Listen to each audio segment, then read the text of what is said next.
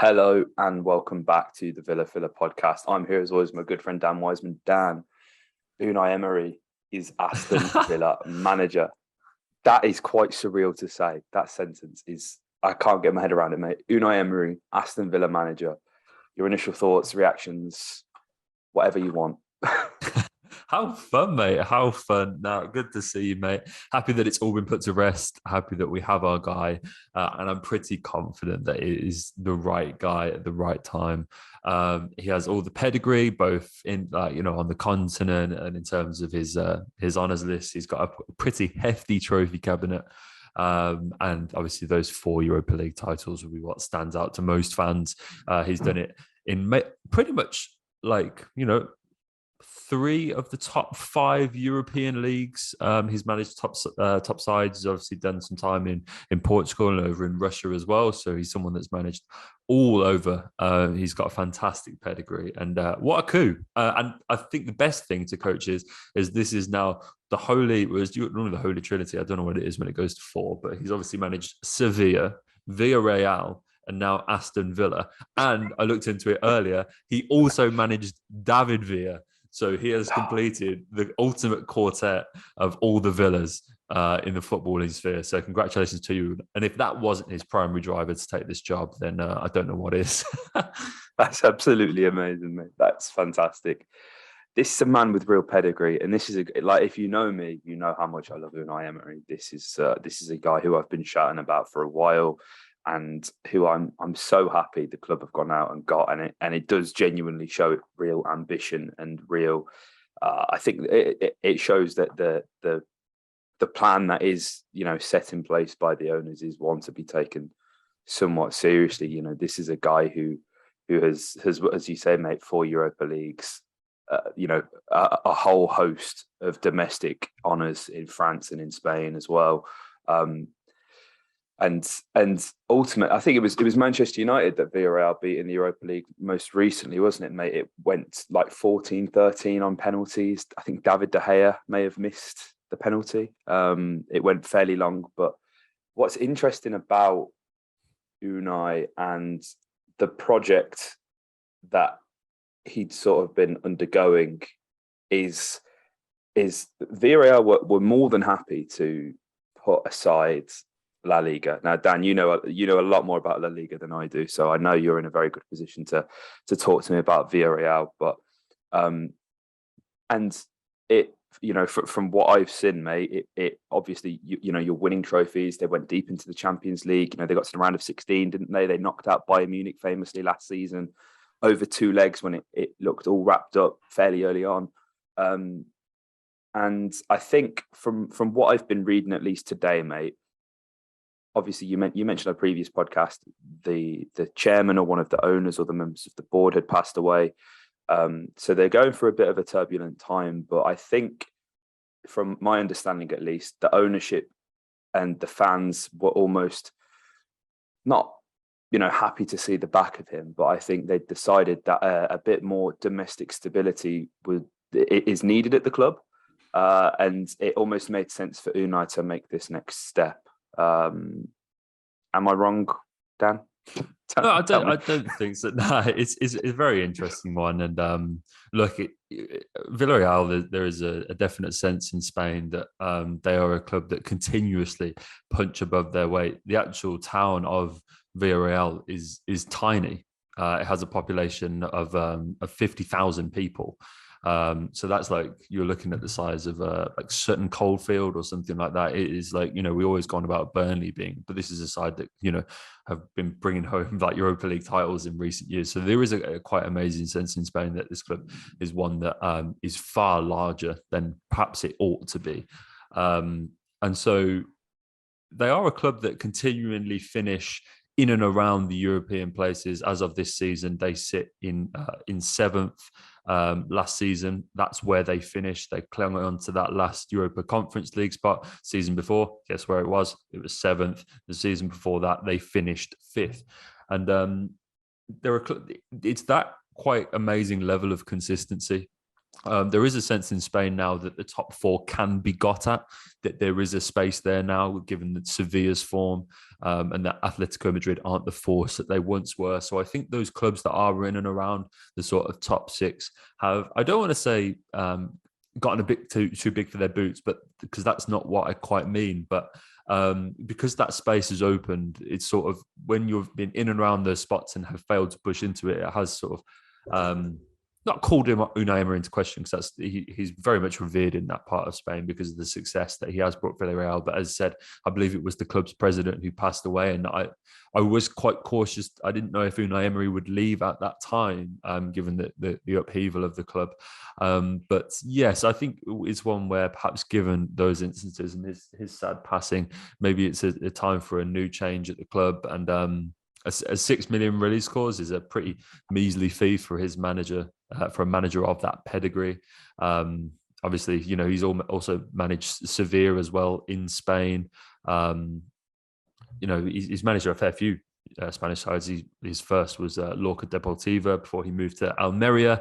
He then got the Valencia job as well in 2008, before that time in Russia. But back to Sevilla, 2 years at Paris Saint-Germain, a year at Arsenal, and then obviously rounded it out now where he's been at Villarreal for 2 years. Obviously, is that we should probably speak on his time at Arsenal, mate, because that's what I think most people who have their reservations about Emery, who don't know too much about what else he's done on the continent, will have understood reservations, as I said. But I think when you're coming in to replace somebody like Arsene Wenger, as you know, we've seen with Alex Ferguson, and when you have this incredible dynasty of managers that you replace, it always feels a bit like a poison chalice, doesn't it? So it feels almost harsh to judge him on that. It does, mate. It does. And Arsenal was a mess, and I think we've only sort of realised the extent to how bad it was through the All or Nothing documentary. And I think that's just only been the tip of the iceberg when you look at the Aubameyang saga and things like that. Things with what Unai also had to contest with was Mesut Ozil and the whole situation that went on there. And then there was some dubious politics, I think, involved with a Turkish leader that he came out and supported. So there's this whole mess that's unraveling at Arsenal underneath him. And, you know, the press certainly played their part in that as well. I don't want to see any good evening jokes. It was like funny for 5 minutes. And then there's even montages of him, like, you know, really hard, like trying to pronounce that V. And you can see it quite clearly bothered him. So like a bit of empathy, please.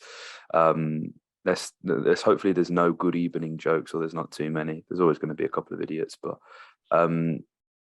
I look at what he tried to achieve at Arsenal, and I think the problem was, again, you know, to kind of bring it back to how much of a mess the club was. There was reports of even youth team players mocking his accent, his language, and it just goes to show how unserious Arsenal really were at the time. Now, if you take a look at how, I mean, at Arsenal it was a 4-2-3-1.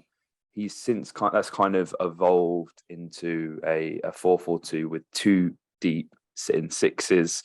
And I think that is purely definitely not down to a sudden change in style. I don't think Emery would have wanted to have played so defensively, especially in you know, the bigger games. I think he'd surely want to show how expansive his football can be. But so, you know, you've got to use what you have at your disposal, right? And when you've got players like Ibora, I mean, Etienne Capoue, Danny Parejo, these are players who will thrive in deep lying positions, mate, and screen in the back four, and allows the likes of Samuel Chukwueze, who is just phenomenal, man. Gerard Moreno, who I would probably liken as the Spanish Ollie Watkins, but he actually knows how to score.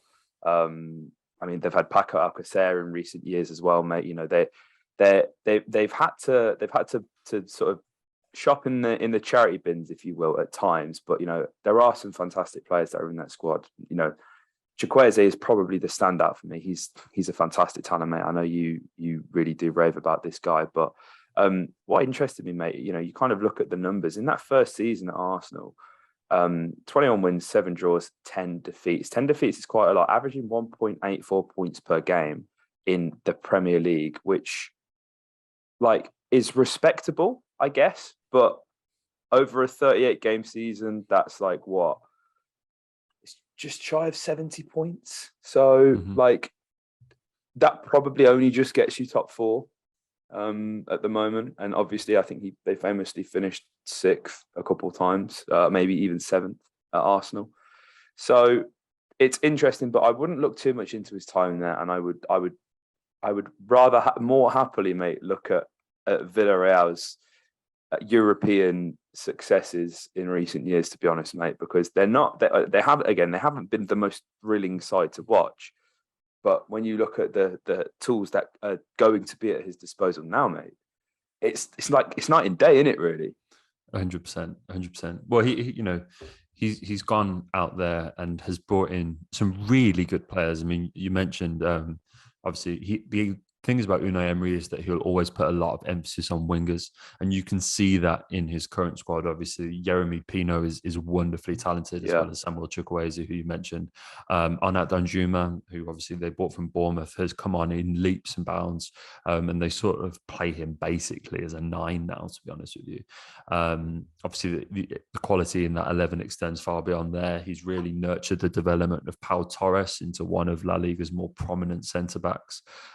Dani Parejo has gone in there as well and has been wonderful in that midfield. So he's used to coaching players of real quality, and he's nurtured a lot of them as well. Obviously, not so much your likes of Parejo, but your Yeremy Pinos, your Chukwuezes, your Danjumas, how he's nurtured those guys into being pretty top tier La Liga talents.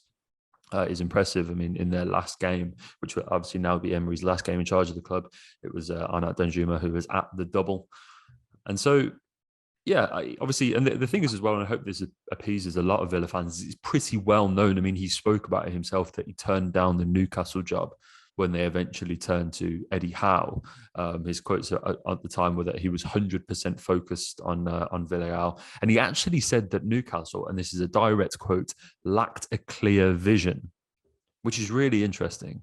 And I think that speaks volumes as to the proposal that we've put to him. I mean, if you look at Newcastle and how they've sort of evolved in the last 12 months, if you looked at that project and went, nah, I don't think that's got a clear, that's not got someone at the steering wheel.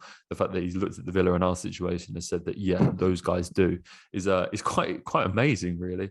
And so, yeah, I think it's one of those where I don't judge him on his time at Arsenal. I think he did pretty well considering. I think anybody could have been in at Arsenal at that time.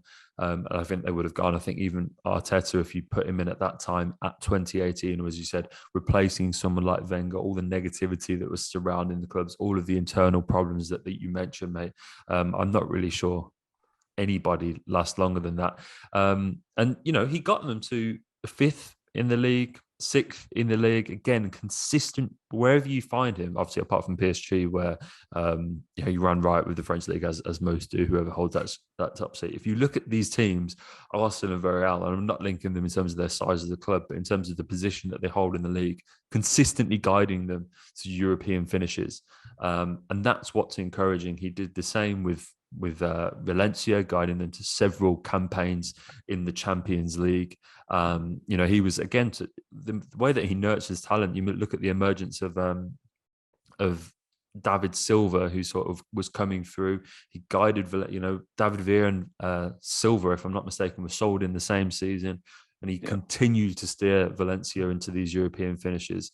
His pedigree around Europe is to consistently place clubs 4th, 5th, 6th, 7th in the league is really impressive. And he's not doing it with the biggest clubs. He's often doing it with those clubs that are sort of on the fringes, which is where ultimately Villa want to be.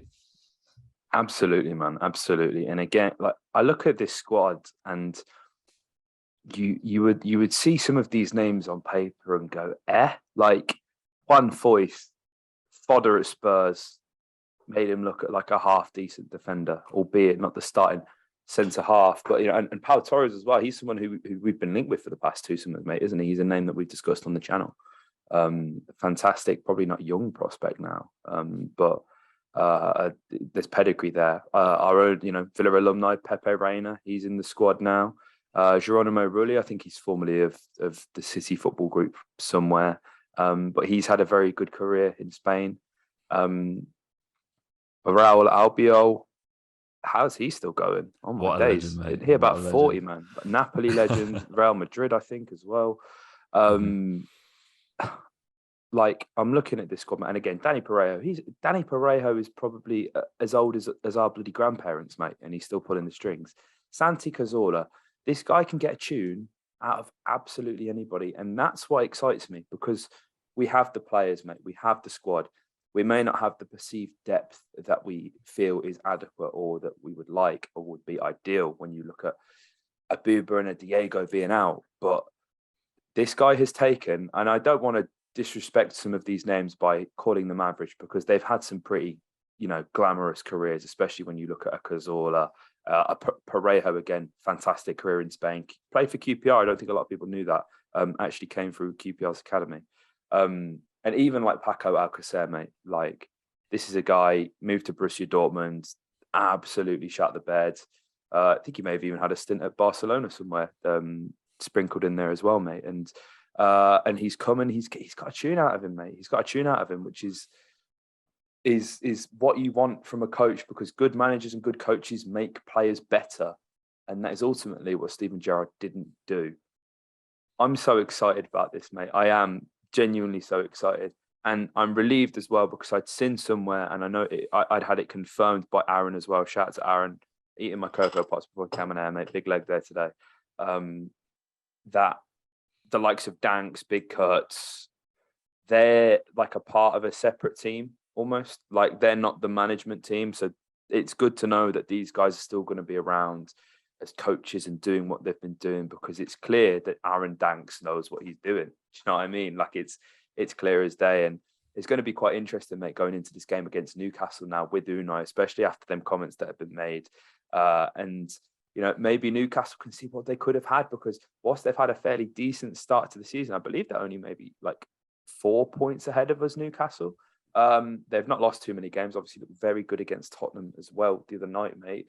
But the Newcastle fans are sounding a little bit impatient, mate. They are sounding a little bit impatient. So it'll be interesting to see what the mood is like on this one. And man, I can't wait. I'm so excited. Like I've spoken enough, man. Like this was the appointment. Like, I always kind of felt Poch was maybe pie in the sky, and I'd said probably two, 3, 4 podcasts ago now, like Emery's the guy. So I'm like personally, I'm so happy we got him, man. Yeah, absolutely, mate. I mean, he's. I don't want to keep waxing lyrical about his European pedigree because we're not in Europe, so it feels slightly futile. But obviously, Villarreal are 4 from 4 in the UEFA Conference League this season, and his record. Squawka have posted his record as a Villarreal manager because he's managed in all 3 of the European competitions with Villarreal. And his record is ridiculous. It's win, win, win, draw, win. And then there's 8 wins in a row, a draw, and then a Europa League trophy. A draw, a loss, 2 wins, a loss, a win, a draw, 2 wins, a draw, 2 losses, and then 5 wins in a row in the Europa Conference League. So that's 4 wins in, I'm saying, about 20, 30 games. 4 losses in about 20, 30 games. It's remarkable. And who did he beat? As you quite rightly mentioned, in that Europa League final, mate, it was Manchester United. And who are 2 of Villa's next 3 games against? Manchester United. So, mate, if he's done it once, why don't we do it again? Everything's come together, mate. I'm a huge fan of this. Everything's coming up, Millhouse, man. It's so good, so excited. I hope you guys are excited too. This one caught us off guard, so you guys know at the Villa Filler we like to plan ahead on these things and we like to be there, but you've got our genuine reaction in the moment. I was eating my Cocoa Pops, so I was about to shower, but those things can wait. Those things can wait because the filler is more important. Unai Emery, Aston Villa manager. If you guys haven't already, make sure you subscribe. Comment your thoughts below.